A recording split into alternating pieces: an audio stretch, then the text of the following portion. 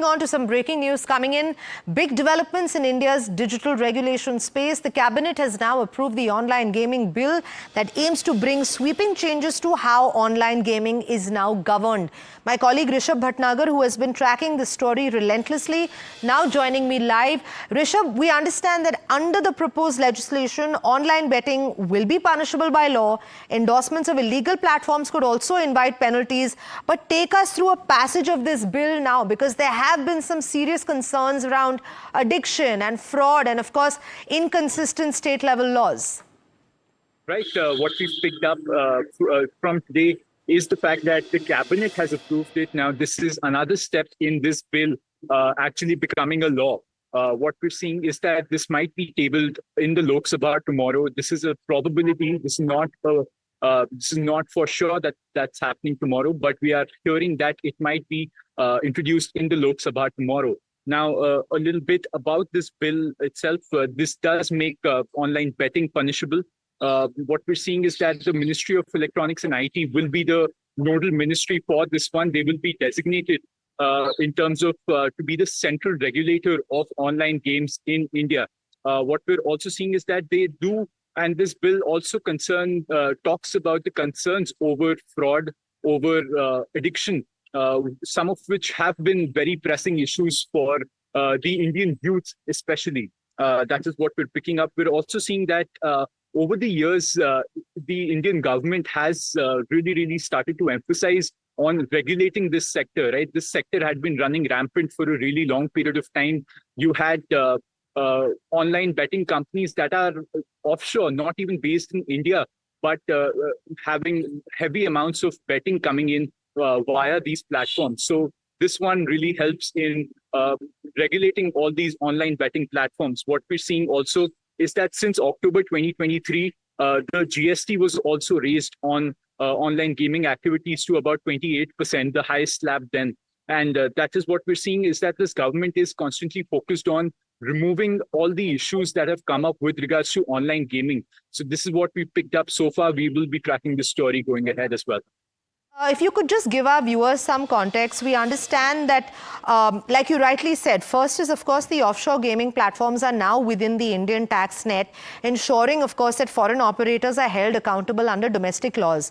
But I think also a very crucial aspect of this is that authorities have been now granted powers to block unregistered or illegal gaming websites. And we're looking at close to the tune of 1,500 such directives that have already been issued just in the last 3 years. Right. So far, what we saw from online gaming was state-specific orders coming in. So you had Sikkim put out an order, you had Tamil Nadu put out an order. These were states that were proactive in terms of regulating online gaming. But now you have the Ministry of Electronics and IT under the government of India. So a central bill coming in, which will be a law very soon if it goes through the parliament over this session. And so you have a central law coming in, which will definitely, like you said, about 1,500 blocking directives have already been issued against illegal betting, gambling, as well as gaming websites since 2022. These will now only go upwards, given the fact that MeitY will now be the central designated body for regulating online gaming in India. So in terms of regulation now, a proper umbrella regulation coming in terms of actually regulating this sector, which has been a cause of pain for a lot of people that do get addicted because of how easy it is now to place bets online and how easy it is to lose also money through these platforms where there's very little to no accountability. Another very important factor of this gaming bill will be the endorsements and the celebrity endorsements factor. Right? You had a bunch of celebrities go out and endorse these platforms that were currently in a very unregulated space, you can say.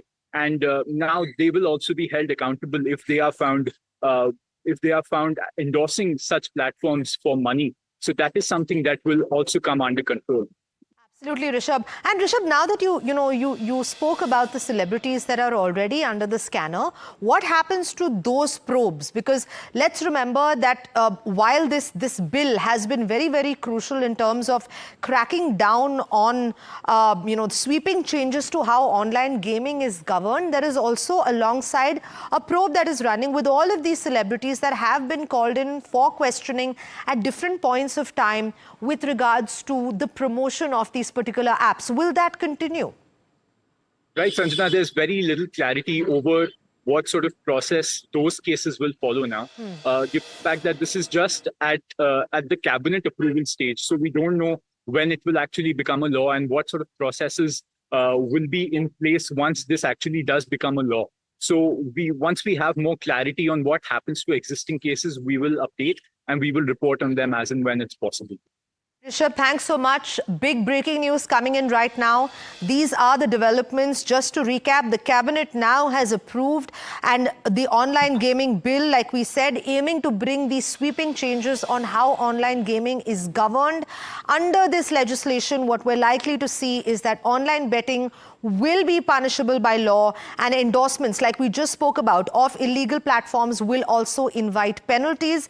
And sources also suggesting that the Ministry of Electronics and Technology, METI, will be designated as the central regulator tasked with overseeing compliance and enforcement. And the bill is likely to come up in the Lok Sabha and will be introduced in the Lok Sabha tomorrow, setting the stage for a crucial debate on balancing innovation with consumer protection. All eyes on that.